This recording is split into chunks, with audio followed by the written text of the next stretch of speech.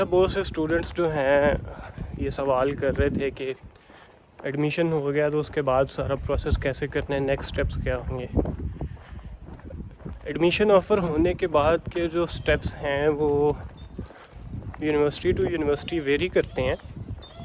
मिसाल के तौर पे अगर मैं एक यूनिवर्सिटी की बात करूं तो यूनिवर्सिटी जो है जब आपको कंडीशनल एडमिशन ऑफ़र करती है उसके बाद जो है वो आपकी इंटरनल एवेल्यूएशन का नोटिफिकेशन का प्रोसेस जो है वो स्टार्ट होता है।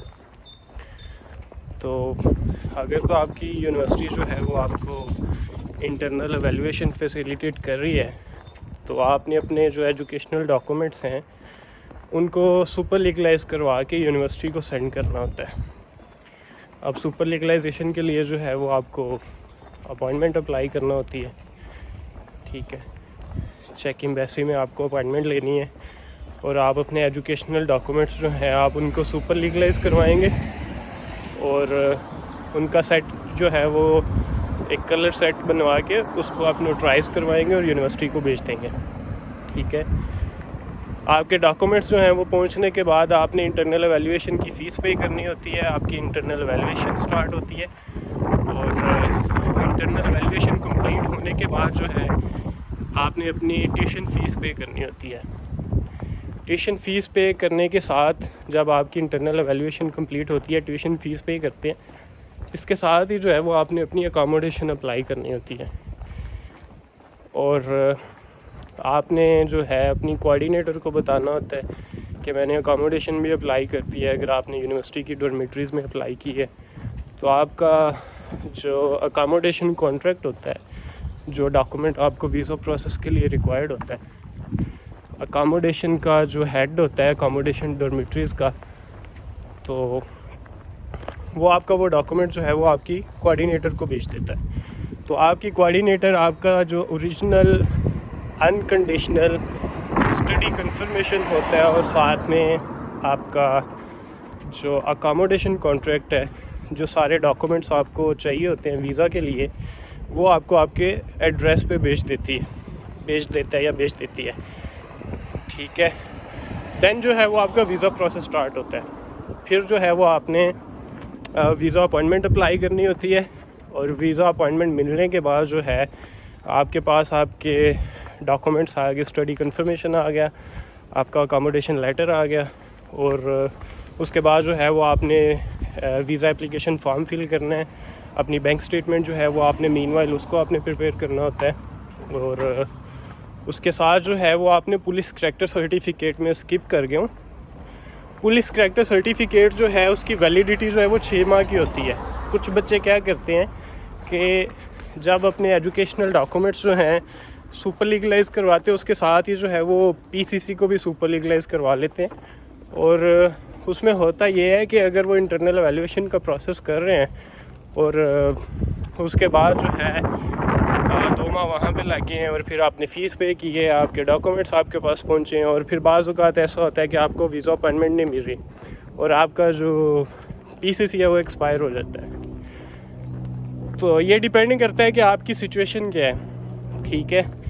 तो मैं तो अभी यही रिकमेंड करता हूँ कि आप पहले अपने एजुकेशनल डॉक्यूमेंट सिर्फ सुपर लीगलाइज करवाएं और जब आपके पास सारे डॉक्यूमेंट्स आ जाएं, आपको पता चले कि आपकी इंटरनल एवेल्यूएशन कंप्लीट हो गई है, ठीक है, उसके बाद जो है वो आप पीसीसी की भी अपॉइंटमेंट अप्लाई करें सुपर लीगलाइजेशन की और साथ में वीज़ा अपॉइंटमेंट भी अप्लाई करना शुरू कर दें, ठीक है। तो वीज़ा अपॉइंटमेंट मिलेगी तो आपने अपने बाकी सारे डॉक्यूमेंट्स जो हैं PCC, study confirmation, accommodation contract, visa application form, bank statement, ये सारी चीज़ें जो हैं वो आपने रेडी करके तो आपने जो है वो अपनी फ़ाइल जो है वो सबमिट करनी है, ठीक है। अब साथ में जो होता है वो आपका वीज़ा इंटरव्यू होता है। वीज़ा इंटरव्यू जो है वो भी बैचलर्स वाले बच्चों का और मास्टर्स वाले बच्चों का कुछ केसेस देखे गए हैं कि 1 घंटे से भी ज़्यादा जो है वो चलता है और पीएचडी वाले बच्चों का जो है वो कभी इंटरव्यू ले लेते हैं, कभी नहीं लेते। इंटरव्यू में बेसिकली उन्होंने यही एवेल्यूएशन करनी होती है, यही चेक करना होता है कि बच्चा जो है वो उसको सारे प्रोसेस का पता है, उसने खुद सारा प्रोसेस किया है और उसको सारी चीज़ों का नॉलेज है, ठीक है। उसने जो स्टडी प्रोग्राम चूज़ किया है उसको उसकी सारी इन्फॉर्मेशन है, ना कि उसने किसी एजेंट के थ्रू जो है वो अपना प्रोसेस करवाया है। अगर आपने एजेंट के थ्रू भी करवाया है इसमें कोई मसले वाली बात नहीं है, लेकिन आप एम्बेसी में मेंशन मत करें। लेकिन अल्टीमेटली जो है वो आपकी तैयारी होनी चाहिए, ठीक है। अगर आप प्रिपेयर्ड हैं, आपने एजेंट के थ्रू करवाया लेकिन साथ साथ आपको भी सारे प्रोसेस का पता है और आप सारा कुछ जानते हैं, तो इसमें कोई मसले वाली बात नहीं है, ठीक है। लेकिन बेहतर है अगर आप कर सकते हैं अपना तो आप खुद से करें प्रोसेस।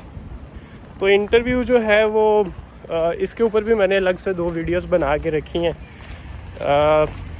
वीज़ा इंटरव्यू में जो मैक्सिमम सवाल पूछे जाते हैं, आई थिंक 50-55 क्वेश्चंस जो हैं और उनके बेस्ट पॉसिबल जो आंसर्स हैं उसके ऊपर भी मैंने 2 वीडियोस अलग से बनाई हुई हैं, वो भी आप देख सकते हैं। तो ये जो है बेसिकली ज़्यादातर यूनिवर्सिटीज़ का एडमिशन के बाद ये प्रोसेस होता है, ठीक है। इसमें डॉक्यूमेंट्स की वेरिफिकेशन भी इन्वॉल्व है और बाकी आपका वीज़ा प्रोसेस भी जो है वो मैंने आप लोगों से शेयर किया है। आपके कोई सवाल हो तो वीडियो पे कमेंट करें। आप उम्मीद है आपको वीडियो अच्छी लगी होगी और वीडियो को लाइक और शेयर कर दिया करें और चैनल को प्लीज़ सब्सक्राइब करें ताकि मेरी आने वाली नई वीडियोस जो हैं वो आपको मिलती रहें और मोटिवेशन भी मिलती है। टाइम निकाल के आप लोगों से जो है वो बेस्ट इन्फॉर्मेशन आपसे शेयर करता हूँ ताकि आप लोग अपना प्रोसेस खुद से करके किसी के हत्थे मत चढ़ें, ठीक है। अगर नहीं कर सकते तो आप कहते हैं कि आप बिज़ी हैं तो किसी से करवा भी सकते हैं आप, ठीक है। ये भी इसमें भी कोई बुरी बात नहीं है, लेकिन मैं तो इसीलिए इन्फॉर्मेशन सारी शेयर करता हूँ ताकि आप लोग जो है वो अपना प्रोसेस खुद से कर सकें, ठीक है। तो मिलते हैं अपनी एक नई वीडियो में, तब तक जो है वो अपना बहुत सा ख्याल रखें। अल्लाह हाफ़िज़।